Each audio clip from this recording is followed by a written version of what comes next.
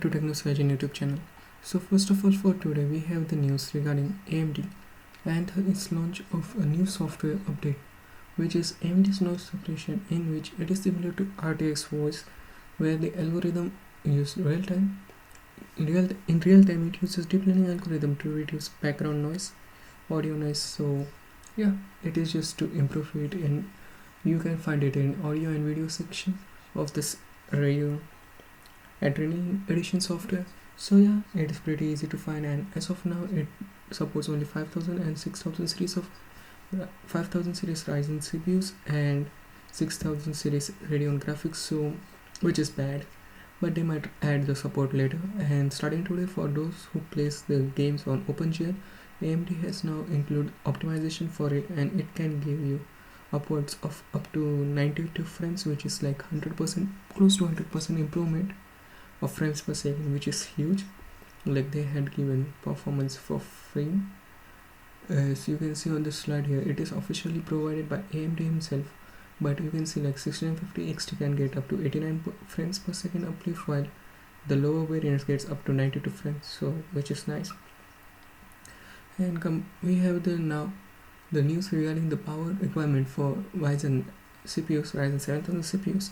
As previously it was not stated specifically what is the 170 watt is set for, but 170 watt is the package power tracking limit, and the total AM5 socket can provide up to 230 watts to the peak power to the CPU. So 7000 series might get as high as 230 watts of power from the previous gen, so it is technically more of a power increase compared to 136 watts which was supported on AM4.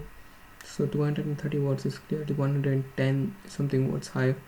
And moving on Ryzen 9 SKUs has a normal power voltage of 170 watts TDP, as it is treated by Copilot 7 which is a resident leaker.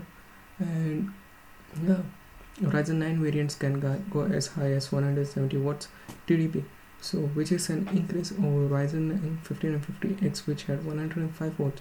So it's clearly 60% increase, or maybe more than that.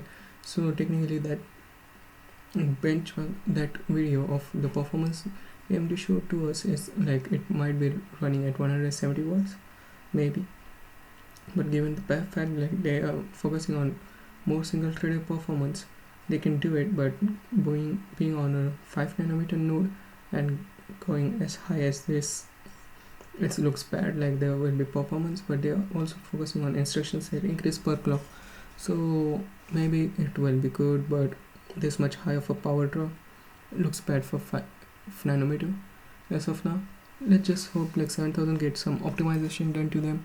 And moving on, we also knew from my last video, like 13th gen Raptor Lake CPUs are going to have the same core architecture as 12th gen, so they are going to be heating a lot. So basically next gen CPUs, you need more power supply and it can fry your house. There will be like a oven. And moving on, we have kind of an idea when the CPUs might launch Ryzen 7000, as there is a event going on for AM5 motherboards, where AM5 motherboards will be launched on August 4, 2022.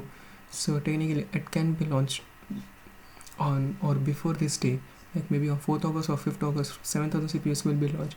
As even if the motherboards are launched, it doesn't make sense if there are no compatible CPUs to it. So basically either the CPUs will launch on the same days or a day before, but not after. So yeah, rejoice, because it says like supporting the recent announcement of 7000 series, so it doesn't make sense to launch the motherboard first and later the CPUs come out. So basically maybe high variant comes soon and the lower end variants comes very less. We just have to wait and watch how it goes, but it just basically confirms like when the Ryzen CPUs are coming in our hand, possibly. Moving on, we also have news regarding Nvidia. It is regarding Nvidia, as the leaker has tweeted out like Nvidia Copilot 7 has tweeted out like they are working on the base, and to note, he said the base, so it can be high end. It is a high end CPU which is based on 8102 450A1, which can release since it is treated as a base, it can be like the Titan variant. As it has been said previously, like there is another 4090 Ti, high variant of 4090 Ti in the works, and this might be it, like they are reviving Titan in the form of 4090 series or maybe higher, but this SKU is way different than the 4090 or 4090 Ti series SKU. So yeah, maybe it is pretty much given at this point, like they are literally working on it, and let's just hope that it is pretty big an improvement, because the specs it tweeted out looks insane nonetheless.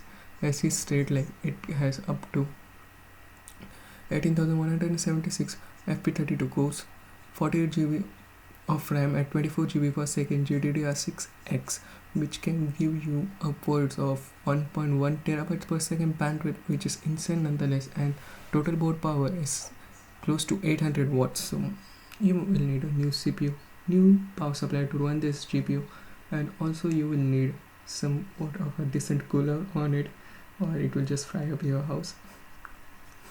But yeah, this is insane. This is truly insane.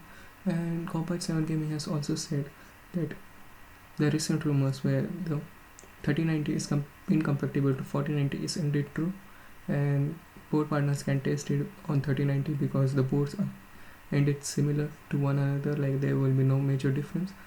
So yeah, that's it.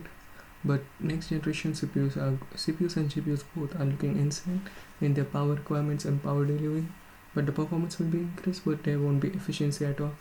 So yeah, let's just hope everything goes so well. And yeah,